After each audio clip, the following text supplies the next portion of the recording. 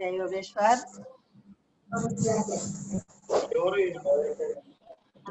లక్ష్మి ఎవరిది నంబర్ అది మ్యూట్ చేయండి లలిత శివకుమార్ మ్యూట్ చేయండి పరం వెంకటేష్ మ్యూట్ చేయండి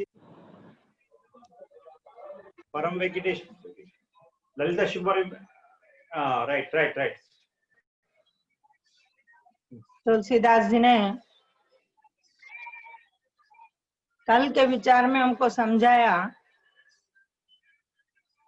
कि बुद्धि भूमि है, भूमि का रूप है और हृदय उसमें एक गहरा स्थान है। वेद पुराण समुद्र है, वेद पुराण समुद्र है और साधु संत ऋषि मुनि जो है वह मेघ है, ऐसा कल उन्होंने हमको समझाया। और ये साधु संत ऋषि मुनि जैसा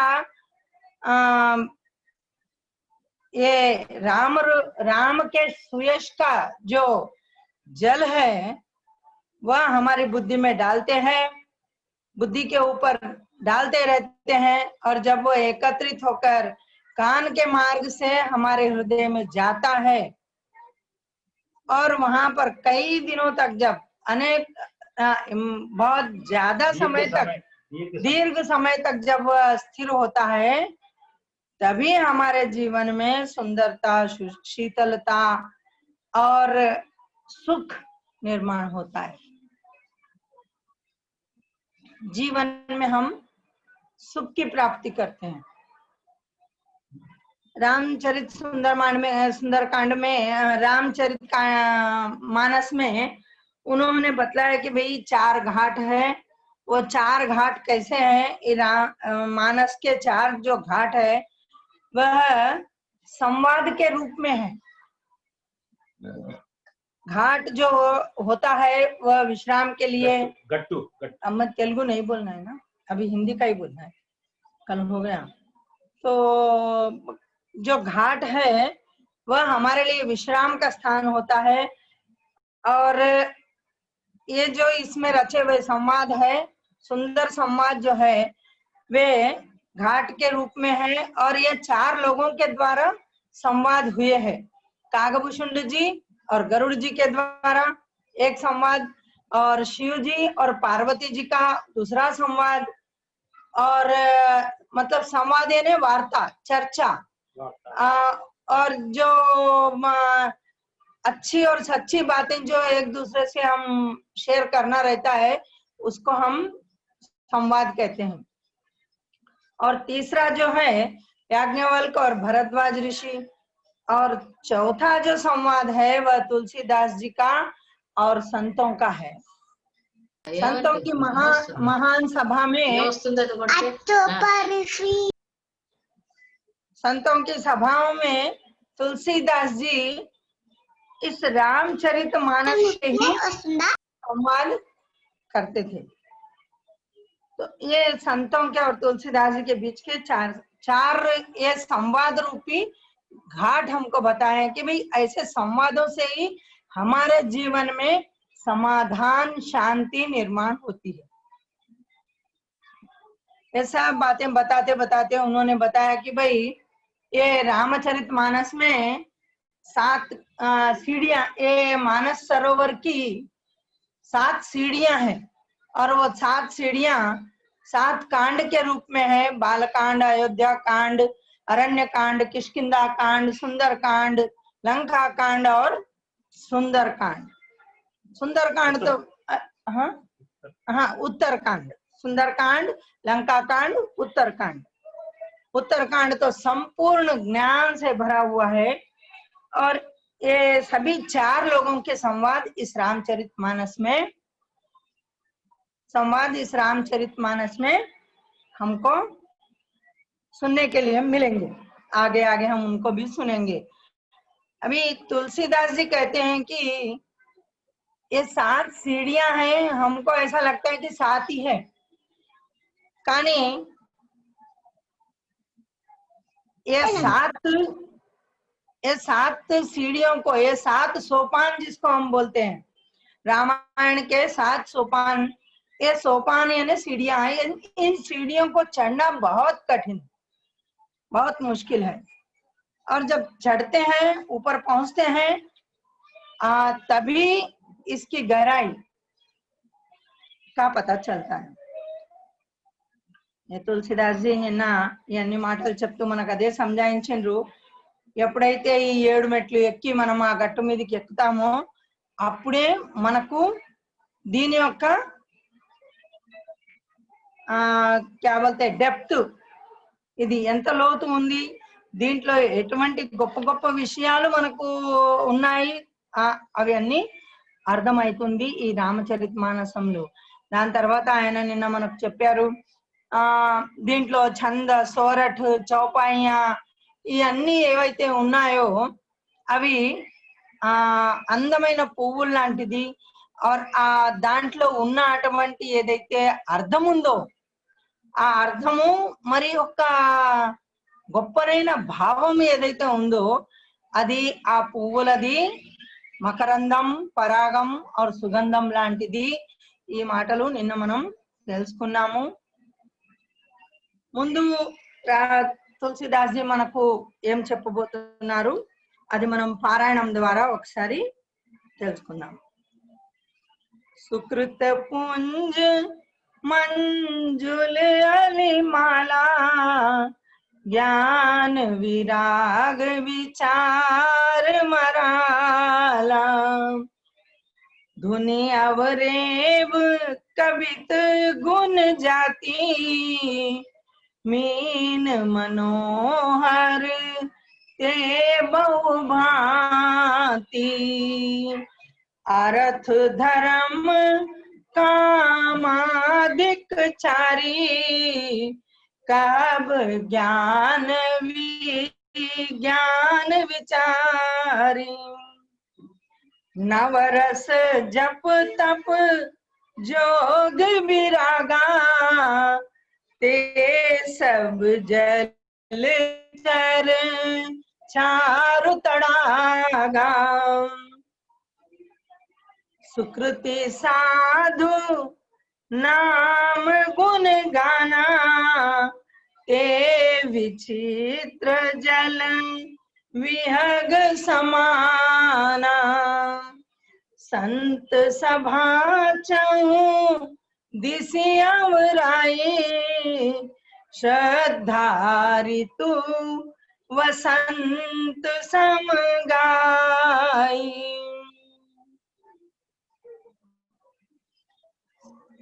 ఈ 3 చౌపాయిల్లో తులసిదాస్జీ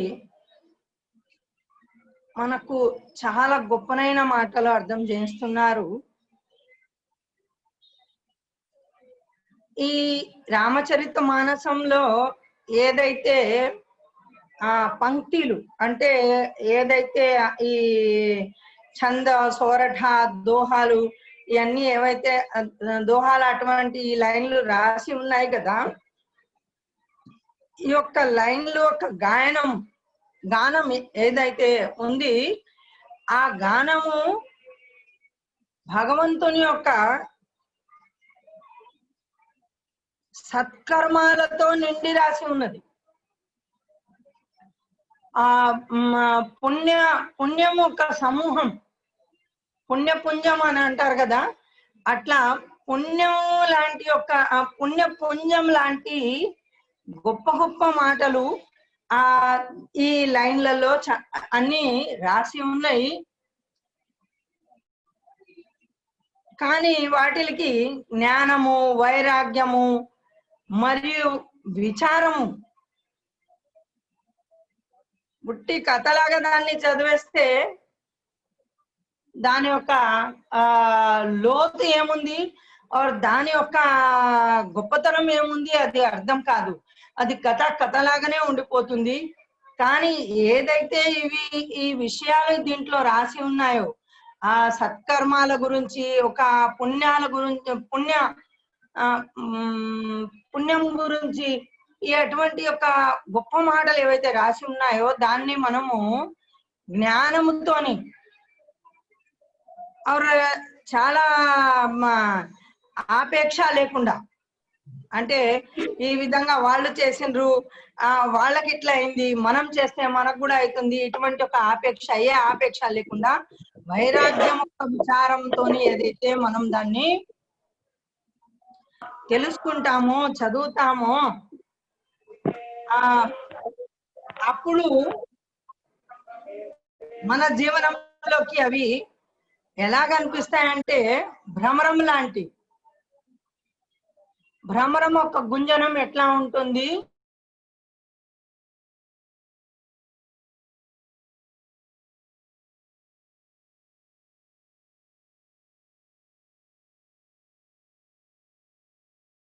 చేస్తే అది ఒక గానం లాగా ఉంటుంది అని. ఈ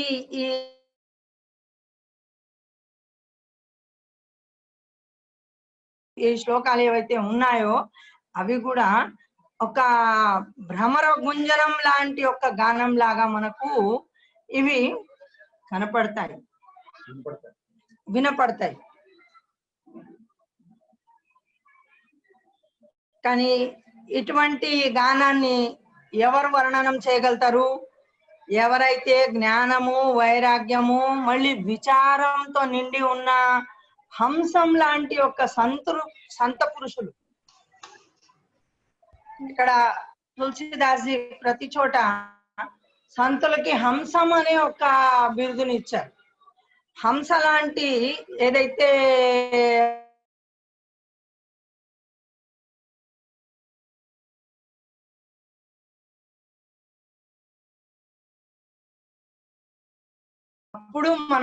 అప్పుడు మనకు ఇది భ్రమరం గుంజనం లాగా అనిపిస్తుంది. లేకపోతే అది అంతే కావ్యం ఆర్ పఠనం లాగానే ఉంటుంది. ఆ సంతులు ఏదైతే ఉన్నారు, వాళ్ళు ఋషులు ఏవైతే, ఋషులు సంతులు ఎవరైతే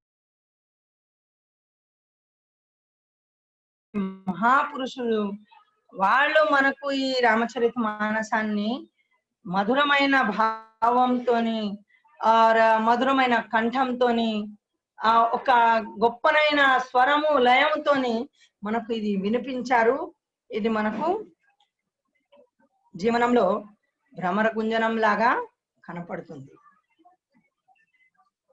ఈ కవితలో ఉన్న ఏవైతే స్వరాలు అని అంటారు కదా, శబ్దాలు, స్వరాలు ఏదైతే ఉన్నాయి అవి వక్రోక్తి. ఆ వక్రోక్తి అంటే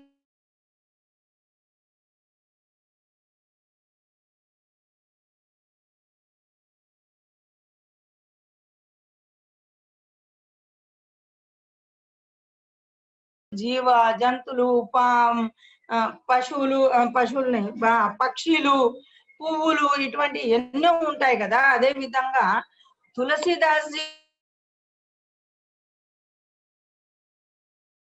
व्यंगमु, हास्यमु, और क्या बोलते उलाहना को क्या बोलते, మనం వాళ్ళకేదో ఇట్లా చెప్తాం కదా, ఎప్పుడైనా చాలా రోజులు అయిపోతుంది మనం ఒక్కళ్ళకొక్కళ్ళు కలిసినప్పుడు మనం వాళ్ళకి ఎట్లా మాట్లాడతాము, మాకెందుకు గుర్తు చేస్తారు భయ్ మీరు అంటే, ఇది వాళ్ళకి మనము ప్రేమతోని వాళ్ళకి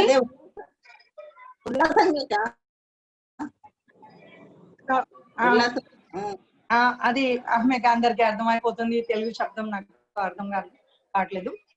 సో ఇటువంటి ఈ యొక్క రకరకాల మాటల ద్వారా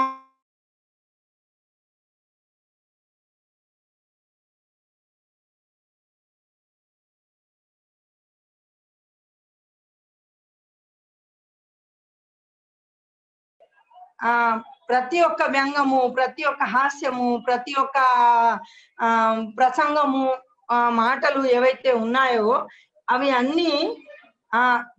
అన్నిట్లో వేరే వేరే వేరే వేరే ఒక రసం ఉంది. ఆర్ అవి అన్ని రకాలు ఏవైతే అవి ఈ మానసరోవరానికి అవి ఎలాంటివి అంటే సుందరమైన రంగురంగుల అటువంటి ఒక చేపల లాంటివి. మీన మనోహర్ తే బహుభాతి అంటే చాలా సుందరమైన చేపలు లాంటివి ఈ మాటలు ఉంటాయి. నిజంగా కూడా ఒక్కొక్కసారి మనం వెళ్తే మనకు తెలుస్తుంది, వెళ్ళి మనం చూస్తాం కదా. ఆ నది ఒడ్డున గట్టు మీద కూర్చొని ఎప్పుడైతే ఆ చేపలు పైకి వస్తాయి, కిందికి పోతాయి, అటు ఇటు తిరుగుతాయి, దాంతో ఏదైతే శబ్దం అవుతుంది, అవి అన్ని వింటే చూస్తే ఎంత మాధుర్యం కనిపిస్తుంది, చాలా మధురంగా కనిపిస్తుంది, చాలా గొప్పగా కనిపిస్తుంది. డిస్టర్బ్ మత్ కరే మన దిగండి. చాలా చాలా మధురంగా చాలా సౌందర్యంగా, చాలా ఆనందాన్ని ఇచ్చే అటువంటిగా కనిపిస్తాయి కదా.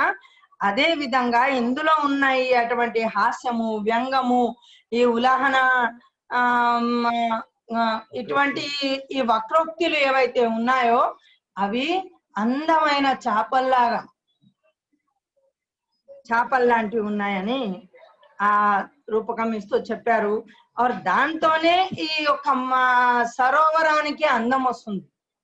ఎలాగైతే జలంకి అందము, అవన్నీ చూస్తేనే ఆ జలం యొక్క అందం కనిపిస్తుంది, సుందరంగా కనిపిస్తుంది. అదే విధంగా ఈ రామచరిత మానసం కూడా అదే విధంగా ఈ రామచరిత మానసం లాంటి సరోవరము చాలా అందంగా మనకు కనిపిస్తుంది, చాలా సుందరంగా వినటానికి చాలా మనోహరంగా అది మనకు కనపడుతుంది అని వాళ్ళు ఇక్కడ మనకు చెప్పారు. ఇంకా దానికంటే కూడా చాలా గొప్ప మాటలు ఏం చెప్పారంటే, అర్థ ధర్మ కామాధికచారి మోక్ష. ఈ సరోవరం లాంటి ఈ రామచరిత మానసం లాంటి సరోవరంలో అర్థ, ధర్మ, కామ, మోక్ష లాంటి 4 పురుషార్థులు కూడా మనకు తెలుస్తాయి.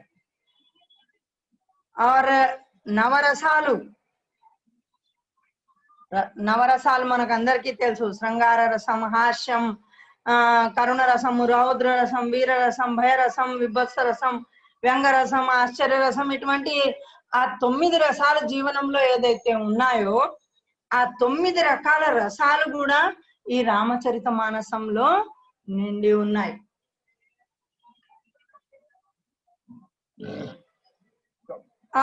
ఆ ఒక రసాల యొక్క వర్ణనం వాళ్ళు ఎలా చేశారంటే, ఆ రసాల యొక్క వర్ణనం మనకు గొప్పనైన ఉదాహరణలు, కథల ద్వారా, ఉదాహరణల ద్వారా ఇటువంటి రసంని మనకు వాళ్ళు తెలియచేస్తున్నారు.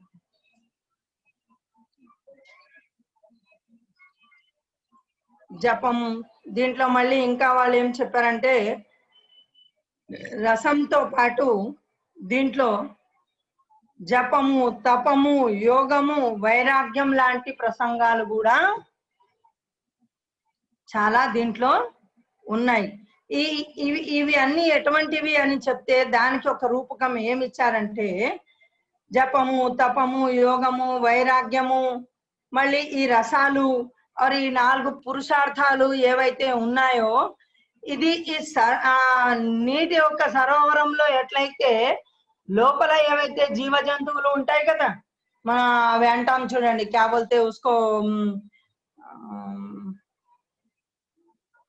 వేరే వేరే రకరకాల జీవ జంతువులు ఉంటాయి కదా, ఎవరైతే ఈదనికి పోతారో వాళ్ళకు కనిపిస్తాయి అవి, మనకేం కనిపించాయి, కానీ మనకు చేపలు తప్ప ఇంకేం కనిపించాయి. కానీ ఆ జీవ జంతువులు ఏవైతే ఉన్నాయో అటువంటి జీవ జంతువులు లాంటివి ఈ విషయాలు, గొప్పనైన జీవ జంతువులు లాంటి ఈ విషయాలు ఈ రామచరిత మానసంలో ఉన్నాయి. దీని లోపల ఉన్న అటువంటి జీవులు లాంటిది అంటే జీవులతో ప్రాణ. ఈ రామచరిత మానసానికి ఇటువంటి ఈ విషయాలన్నీ ప్రాణం లాంటివి ఉన్నాయి అని వాళ్ళు మనకు తెలియజేస్తున్నారు. అదే ఎలాగైతే జీవ జంతువులు సరోవరానికి విషయం ఉందో అదే విధంగా ఇటువంటి ఈ గొప్ప మాటలు అర్థ ధర్మ కామ మోక్ష జ్ఞాన వైరాగ్య జప్ తప్ యోగ ఈ అన్ని మాటలు ఏవైతే ఉన్నాయో అవి మనసు యొక్క హృదయం లాంటి ఒక మానసరోవరం హృదయం లాంటి ఒక మానసరోవరానికి కూడా చాలా గొప్పనైన విషయం ఉంది.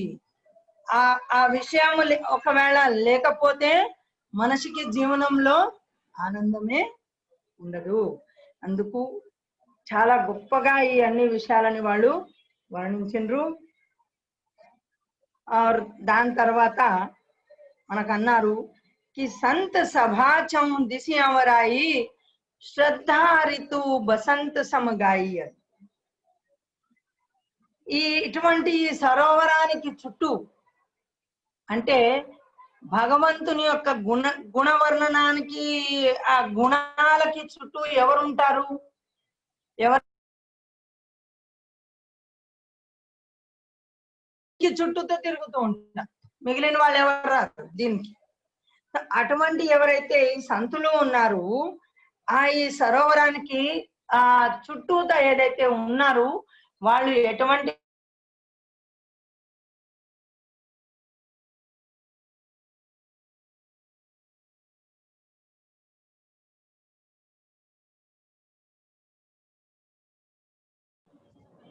మామిడి పండు ఎంత అయితే తీయగా ఉంటుంది, ఆ ఋషులకు సంతులకు భగవంతుని యొక్క నామం భగవంతుని యొక్క యశకీర్తి అంతే తీయగా అనిపిస్తుంది.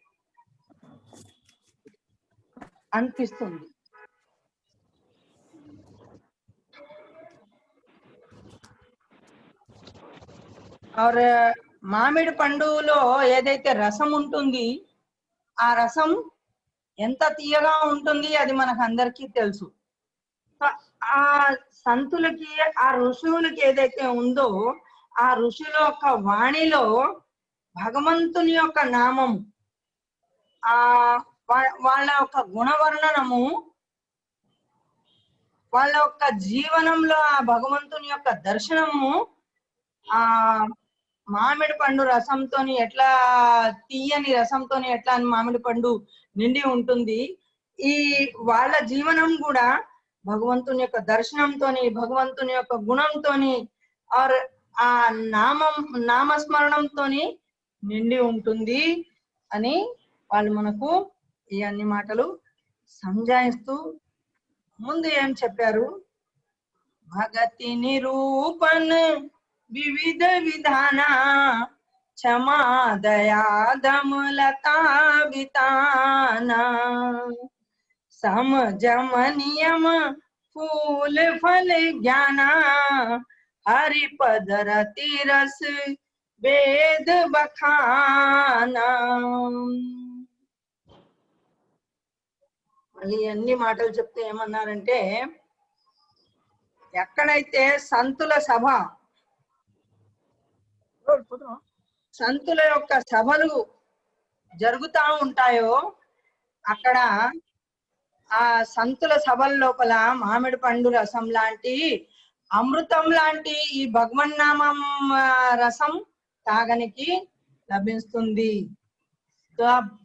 మనము చౌపాయి కూడా చెప్తాము కి तुलसीदास चित्रकूट के घाट पर भई संतन की भीड़. ఈ తులసిదాస్ ఏదైతే ఉన్నారు కదా వాళ్ళు 11 సంవత్సరాల దాకా చిత్రకూటంలో ఆ మందాకిని నది యొక్క ఒడ్డున ఆ ఘాటం మీద ఆ గట్టు మీద కూర్చొని అక్కడ ఏం చేశారంటే సంత సభలే చేశారు. ఆ సంత సభల ద్వారా వాళ్ళు ఈ శ్రీరామచరిత ఒక జీవనం లాంటి అమృతాన్ని 11 సంవత్సరాల దాకా ఆ సంతుల ద్వారా తాగారు. 1 రోజు 2 రోజులు వింటే ఎక్కడ అసలు మనసుకు విడిచి బుద్ధికి కూడా తాకదేమో గాని ఇక్కడ దాకా కూడా పోదేమో, చెవుల దాకా కూడా తాకదేమో గాని 11 సంవత్సరాల దాకా వాళ్ళు ఈ అమృతమైన రసాన్ని పానం చేశారు. అందుకే తులసిదాస్ జీ ఏమంటున్నారంటే జీవనంలో ఏదైతే ఉంటుంది ఇవాళ చేయటం రేపు వదలటం అది లేదు. జీవనంలో ఏదైతే ఉంది అది చాలా గొప్పనైన ఒక విషయం ఏముంది అంటే శ్రద్ధ. మనం ఈ మాటలు దాదాజీ ద్వారా కూడా చాలా సార్లు విన్నాం. భక్తి కొంచెం తక్కువ ఉంటే కూడా నడుస్తుంది సగం పన్నులాగా, కానీ సారీ బుద్ధి కొంచెం తక్కువ ఉంటే కూడా నడుస్తుంది సగం పన్నులాగా, కానీ శ్రద్ధ మాత్రం పూర్తిగా ఉండాలి విఘ్నేశ్వరుడికి పూర్తి పన్నులాగా. ఆ శ్రద్ధని తులసిదాస్ జీ ఏమన్నారంటే శ్రద్ధకి వసంత ఋతువు అని ఒక పేరు ఇచ్చారు. ఎందుకంటే ఆ వసంత ఋతువులో ప్రతి ఒక్కటి కూడా మనకు పచ్చ పచ్చగా కనిపిస్తుంది. అన్ని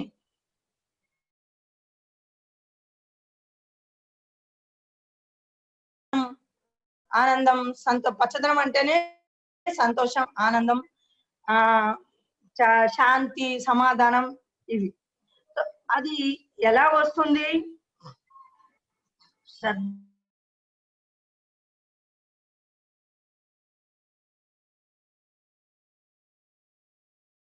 మంచితనాన్ని చూసుకోగలుగుతాం.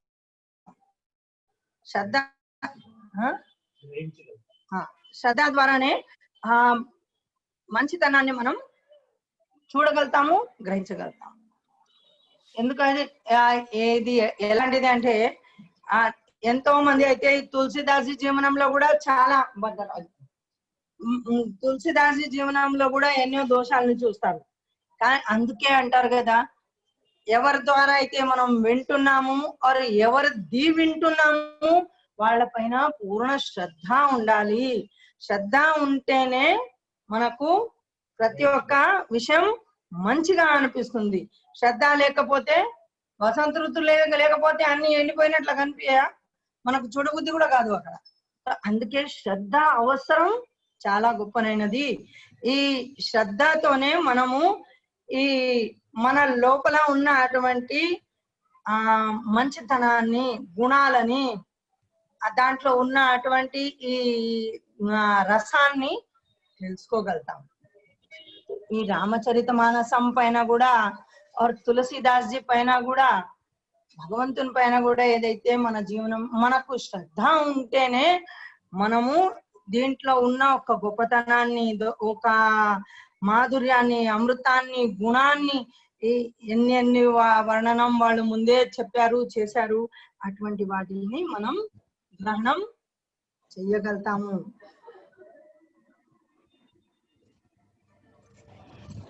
వాళ్ళు ఎన్నో మాటలు చెప్పారు. ఒక్కొక్క లైన్ లో ఎన్ని విషయాలు నిండి ఉన్నాయి. చెప్పని కూడా చాలా ఇదిగా ఉంది. తులసిదాస్ ఏమంటున్నారంటే భక్తి జీవనంలో రావాలి అంటే మనం భక్తిని జీవనంలో స్థాపించటం కోసం మన జీవనంలో ఏమేమి అవసరం ఉంది అని చెప్తా వాళ్ళు ఏమన్నారు? క్షమ, దయ, ఇంద్రియ నిగ్రహం, మనో నిగ్రహం, ఇటువంటి అన్ని మాటలు. యమ, నియమ,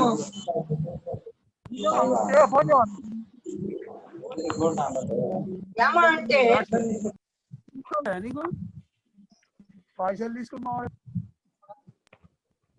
యమ అంటే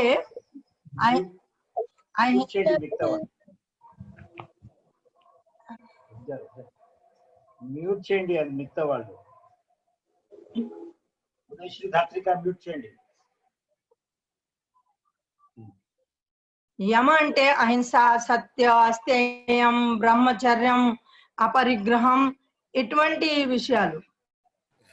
और तुलसीदास जी ఈ రామచరిత మానసం ఓం దేవగేశ్వర్ కట్ అయిపోతుంది.